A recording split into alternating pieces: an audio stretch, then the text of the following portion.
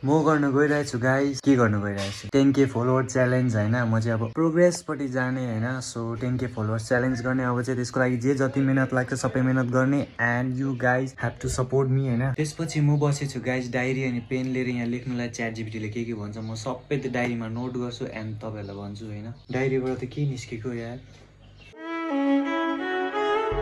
अब भने म गाइस च्याट जीपीटीलाई सोध्छु कसरी 10K फलोवर कम्प्लिट गर्ने मेरो हैन। त्यसपछि म डायरीमा नोट गर्छु हैन कसरी चाहिँ अप्लाई गर्नु त्यहाँबाट। यहाँ भने चाहिँ मलाई च्याट जीपीटीले प्रम्प्ट दिइसकेको छ कसरी गर्ने। मैले जे सोचेको थिएँ त्यही भयो हैन। च्याट जीपीटीले पनि मलाई त्यही भन्दैछ पहिला चाहिँ तोहरु फेसबुक इन्स्टामा ग्रो गर सर्ट भिडियो त्यहाँदेखि चाहिँ तेरो अडियन्स युट्युबमा पैसा कमाउने हो पैसा। र मैले चाहिँ डायरीमा गाइस सबै नोट गरेको छु। इफ यु वान्ट मलाई फलो गर्नु होला म सबै भन्छु मेरो भिडियोमा हैन। र अहिले चाहिँ म गएको गाइस कुद्नु हैन किनकि म डेली रनिङ जान्छु हैन। मलाई फलो गरेर मलाई युट्युबमा सब्स्क्राइब गर्नु होला।